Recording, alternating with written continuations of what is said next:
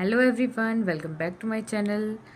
तो हमने स्टार्ट किया था लॉज ऑफ केमिकल कॉम्बिनेशन, जिसमें हमारा सेकंड लॉ है law of definite proportions. Law of definite proportion हमें दिया था फ्रेंच केमिस्ट जोसेफ प्राउस्ट ने।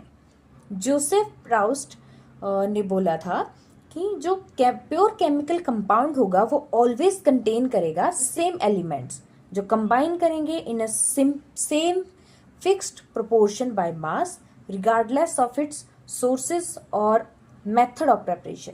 मतलब इसमें क्या होगा, हमारे पास जो केमिकल कंपाउंड्स होंगे वो हमेशा कंटेन करेंगे एक ही तरह के हमारे पास एलिमेंट्स को, और वो कंबाइन करेंगे किसी सेम फिक्स्ड प्रोपोर्शन में।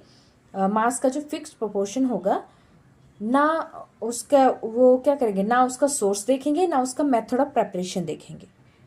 जैसे अगर हमें एग्जांपल लें तो हमारे पास आता है, एग्जाम्पल में जैसे मान लो हमारे पास जो है वाटर है, वाटर कंटेन करता है हमारे पास हाइड्रोजन और ऑक्सीजन। हाइड्रोजन की परसेंटेज इसमें होती है 11.1% एंड ऑक्सीजन होती है हमारे पास 88.9%। अब इसमें क्या है कि वाटर में हमारे पास हाइड्रोजन और ऑक्सीजन की रेशियो क्या है, फिक्स्ड है। ये इस चीज पे मैटर नहीं करता कि पानी कहाँ से आया, वाटर जो है हमने कहाँ से लिया है सैम्पलिंग के लिए, ठीक है। वो उसमें जो हाइड्रोजन और ऑक्सीजन की रेशियो होगी वो हमेशा ही सेम रहेगी। एक एग्जाम्पल और लिया था, जैसे कि हमारे पास लिया गया था कॉपर, क्यूप्रिक कार्बोनेट लिया था, जिसमें हमारे पास एक नेचुरल सैंपल था, एक हमारे पास सिंथेटिक जो मैन मेड सैंपल था वो लिया गया। उसमें देखा गया कि जो परसेंटेज ऑफ कॉपर थी, कार्बन थी और जो ऑक्सीजन थी वो नेचुरल सैंपल में 51.35 थी, तो जो सिंथेटिक था उसमें भी सेम थी।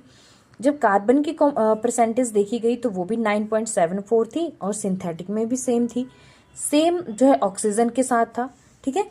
तो इससे ये कंक्लूजन निकलता है कि जो गिवन कंपाउंड होगा वो ऑलवेज क्या करेगा, सेम एलिमेंट्स को कंबाइन करके बनेगा, ठीक है।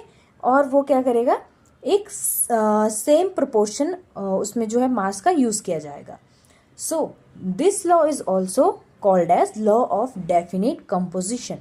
डेफिनिट कंपोजिशन मीन्स इसमें जो है हमारे पास रिएक्टेंट्स की जो कंपोजिशन है या जो मास है वो हमारा क्या है, डेफिनेट है, फिक्स्ड है कि हम इतना मास इसका हो, एक रिएक्टेंट का होगा इतना, दूसरे रिएक्टेंट का, और वो कंबाइन करके हमारे पास जो प्रोडक्ट देंगे वो भी हमारे पास क्या होगा, सेम प्रोपोर्शन में बनेगा।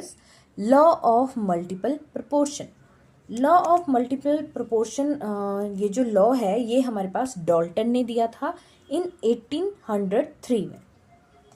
तो डाल्टन ने क्या बोला था, according to this law when two elements combine to form more than one compound.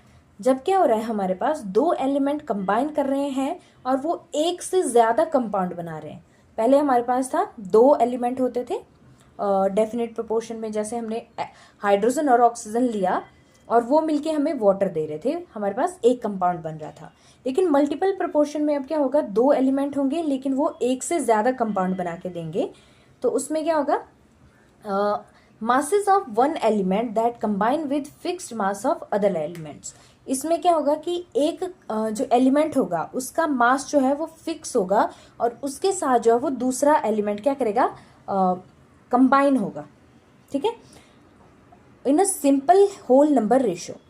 जैसे कि हम अगर एग्जांपल लें, जैसे कि हम यहाँ पे एग्जांपल देखते हैं, हमारे पास आ गया हाइड्रोजन प्लस ऑक्सीजन। इसमें हमारे पास हाइड्रोजन जो है 2 ग्राम है और ऑक्सीजन जो है वो 16 ग्राम लिया है, और वो मिलके हमें वाटर दे रहा है जो कि 18 ग्राम है, ठीक है।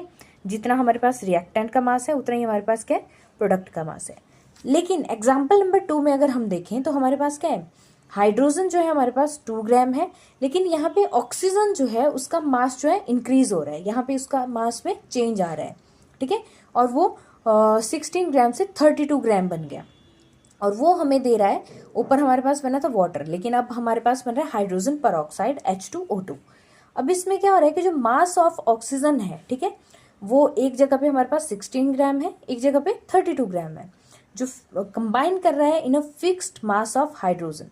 अब हमारे पास हमने क्या पढ़ा डेफिनेशन में कि हमारे पास क्या होगा, दो एलिमेंट होंगे वो कंबाइन करके दो प्रोडक्ट देंगे, ठीक है।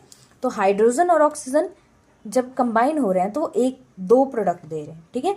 एक में क्या है, हमारे पास फिक्स्ड मास है, हाइड्रोजन का फिक्स्ड मास है, और उसके साथ जो है दूसरा कंपाउंड हमारे पास जो है वो कंबाइन कर रहा है, ठीक है। अब इसमें क्या है कि देखो हमारे पास हाइड्रोजन का फिक्स्ड मास है और हमारे पास ऑक्सीजन 16 और 32 ग्राम है, जिसको अगर हम सिंप्लीफाई करके देखें तो ये हमारे पास क्या बनेगा 1:2 में आ रहा है, जो कि हमने पढ़ा कि क्या होगा, जो हमारे पास रेशो आएगा वो आएगा सिंपल होल नंबर में, तो जो कि हमारे पास आ रहा है 1:2 में।